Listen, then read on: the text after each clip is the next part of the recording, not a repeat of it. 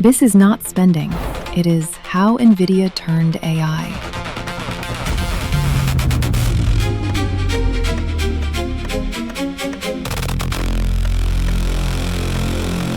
Amazon, Microsoft, Google, and Meta have committed roughly $350 billion to AI infrastructure in a single fiscal year.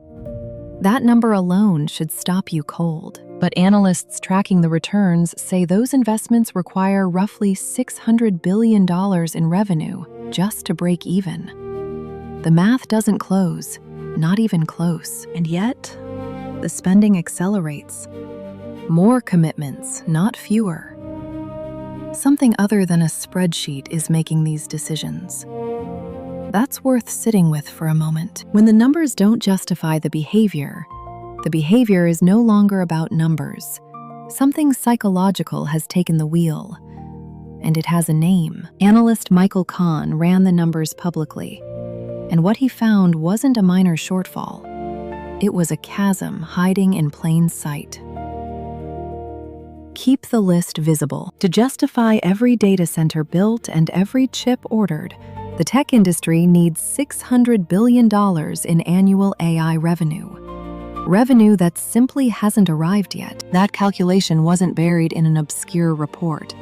It was reported by CNBC, discussed in boardrooms, cited by investors. The math was visible to everyone. So here's the question that should bother you. If the gap is public, if the math is right there, why does the spending keep accelerating? Mark Zuckerberg and Sundar Pichai aren't guessing about AI. These are two of the most data-literate executives alive. And yet, their public statements reveal something unexpected. As CNBC reported in 2024, both executives publicly justified their massive AI chip spending not by projecting enormous returns, but by citing the need to limit downside. Think about that for a moment. These aren't nervous retail investors. They're sitting on decades of behavioral data. And still, the fear of being left behind is driving the decision. That's not a strategy. That's loss aversion at planetary scale. The same wiring that makes you keep a losing stock just a little too long, now running trillion-dollar infrastructure bets. Fred Havemeyer, head of U.S. AI research at Macquarie, said it plainly in 2024. Fear of missing out is driving tech giants to pour billions into generative AI. His exact words, "They definitely don't want to," and then the sentence trails off. But the mechanism doesn't trail off. FOMO at the institutional level looks identical to FOMO at the retail level. The scale is wildly different. The underlying wiring is exactly the same cognitive pattern. That's the recognition worth sitting with. Your FOMO isn't a personal flaw. It's the same circuitry running boardrooms. There is a name for what Havemeyer experienced. Not FOMO, something deeper. A process where repetition itself becomes the evidence. Behavioral economists call it an availability cascade. The more an idea repeats, the more credible it feels. Not because evidence grew, but because exposure did. The ECB flagged exactly this dynamic: FOMO and availability cascade mechanics as structural drivers of the AI rally. Not fundamentals, not earnings. Repetition density. Every new headline about Nvidia's dominance made the next purchase feel more inevitable, not more rational. Your brain wasn't tracking evidence, it was tracking volume. In 2025, the European Central Bank published an analysis asking whether fear of missing out, FOMO, was fueling the entire AI investment rally. Not retail panic, not amateur speculation. The ECB flagged FOMO at the institutional and sovereign level, the people managing national treasuries. When a central bank publishes a formal document asking whether an asset class is driven by FOMO, the question is no longer speculative. At civilizational scale, FOMO is no longer a personal flaw. It is the market's weather system. And now you have a name for what you felt every time the ticker moved without you. There's a second bias underneath FOMO: quieter, sharper. Researchers call it anticipatory regret. FOMO is about the upside you didn't capture. Anticipatory regret is something else.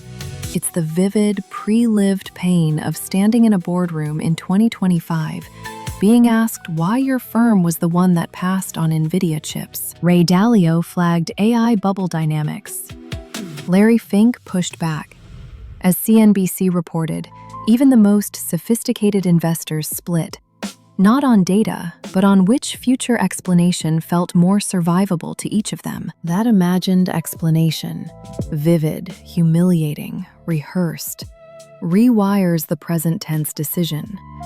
The cost-benefit analysis never stood a chance. CNBC reported in 2024 that Meta, Alphabet, and Tesla were locked in what it called an arms race. Not a growth strategy, an arms race for AI chips. Here is what separates an arms race from ordinary competition. You're not spending because the purchase creates value. The spending is defensive. Every Nvidia chip purchased is insurance. Insurance against being the one company that did not prepare when everyone else did. That framing, the fear of being the one who didn't, is not corporate strategy. It is the oldest anxiety in human wiring. A Reddit user in r/technology flagged something striking in 2025. Meta is projecting $135 billion on AI data centers alone for a single year. But read the comment thread. Nobody asks whether the return justifies that cost. The debate is only this: will the bubble go away soon or not? That shift is the tell. The question moved from, is this worth it, to, how long will people keep believing? That's not investing logic. That's herd duration calculus. When you find yourself asking, how long before this breaks, instead of, is this worth it?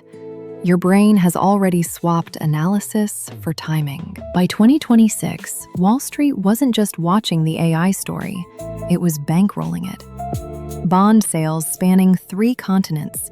Equity raises announced like routine line items. One equity raise, $85 billion, was disclosed almost casually, as the Wall Street Journal reported in June 2026. Not buried, not debated, just announced. Here's the pattern behavioral economists call an availability cascade. A belief that becomes more credible simply because it is repeated loudly enough, often enough, by enough credible voices. The capital wasn't chasing proven returns. It was chasing narrative density. And when Wall Street funds a story, the story starts to feel like proof. Here's the number almost no one talks about. While hyperscalers pour hundreds of billions into Nvidia's data center chips, consumer GPU sales quietly dropped 11% in 2024, from $3.04 billion in 2023 down to $2.5 billion in 2024.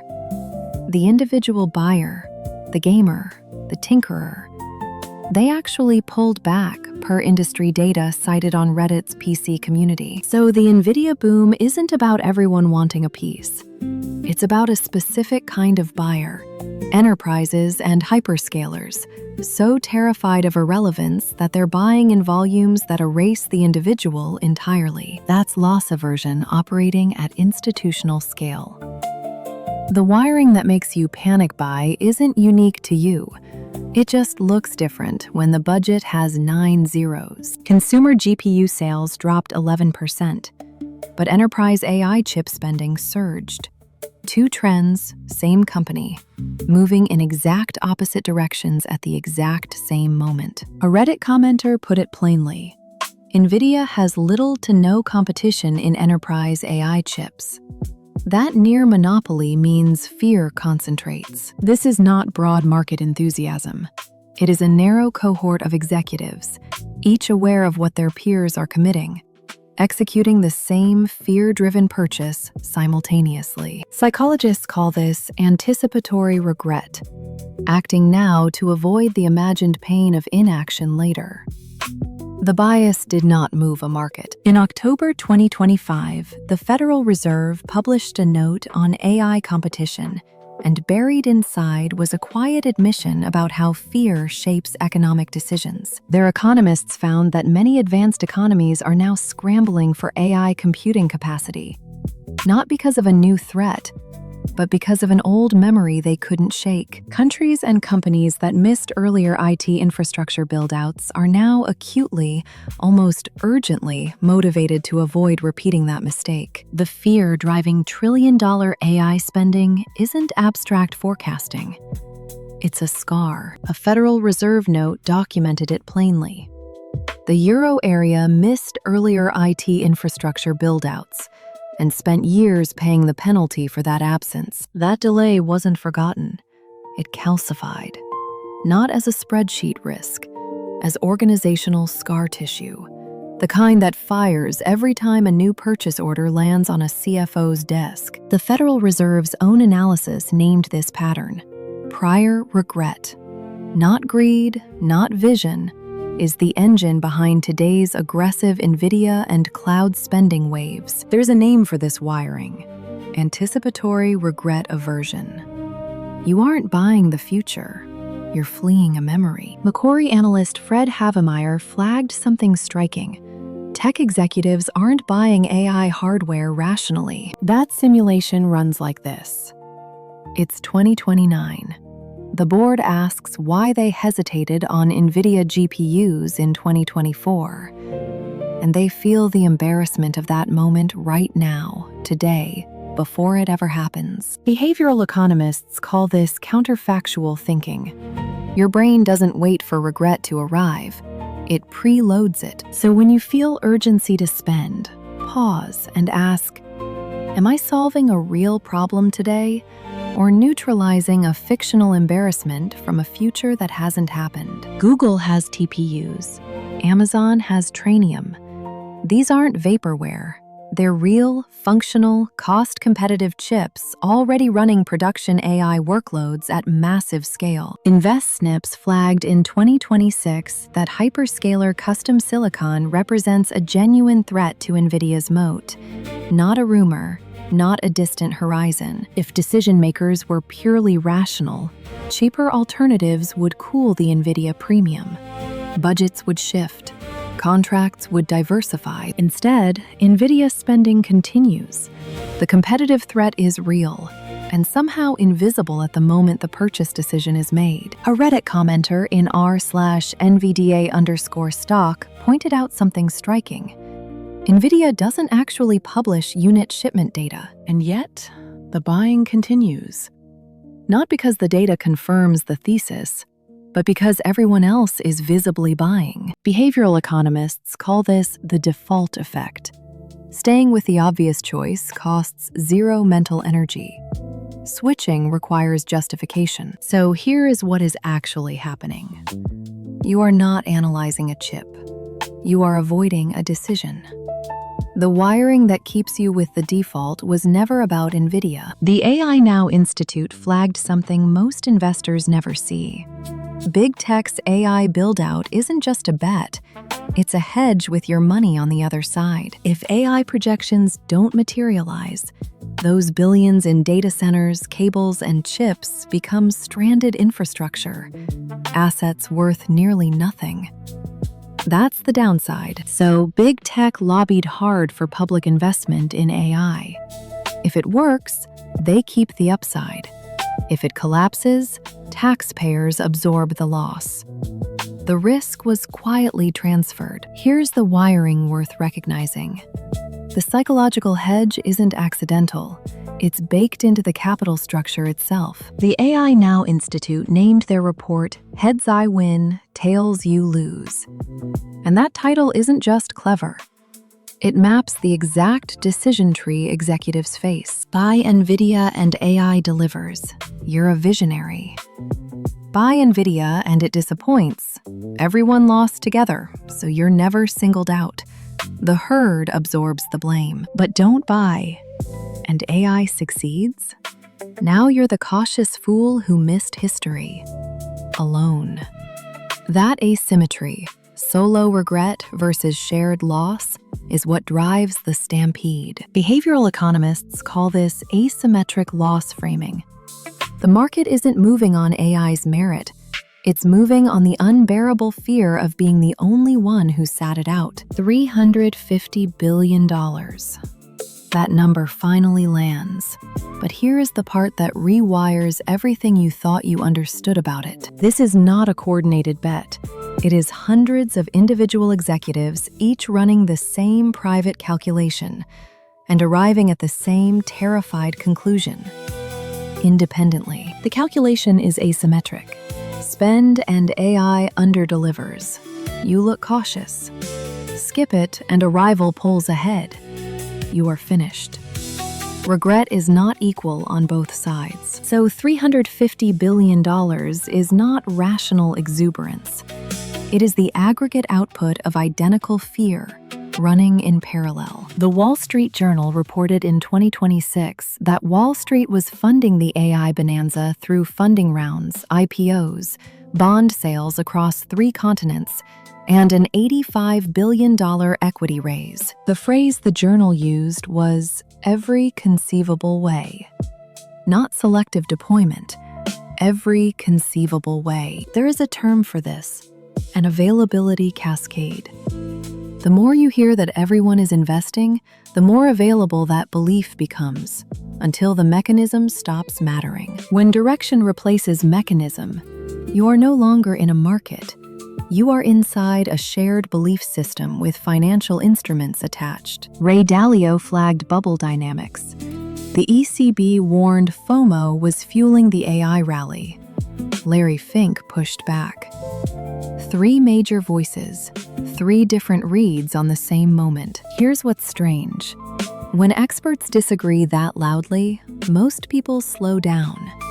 But there's a documented pattern where the opposite happens. Behavioral economists call this an availability cascade. The more voices that name a thing, worried or not, the more real it feels.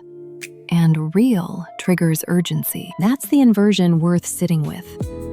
The warning doesn't cool the impulse, it feeds it. They're worried because it's real. You watched those boardrooms spend $350 billion and probably felt a flicker of superiority. I would never do that. But here's the part worth sitting with. Macquarie's behavioral economists found the same FOMO mechanism driving billion-dollar institutional AI bets also drives the retail investor who hesitates one more month, waiting for better timing. The asymmetric regret calc, the dread of being the one who didn't act. That's not a billionaire bug. It's a human feature. The story was never really about Nvidia. It was a mirror. Now you have a name for the wiring, and a name is where every real decision actually starts. Google and Amazon are already building custom chips to rival Nvidia. Yet enterprise spending on Nvidia keeps climbing. The decision makers buying Nvidia aren't all reading the same spec sheets. They share the same wiring. Nvidia's real product was never compute power. It was relief. Relief from a future regret that hasn't happened yet. Once you can see that mechanism, you start noticing it in your own next hesitation. Not guilt, just recognition. Oh, that's the wiring. And now you have a name for it. If this changed how you see money, subscribe for more wealth psychology stories.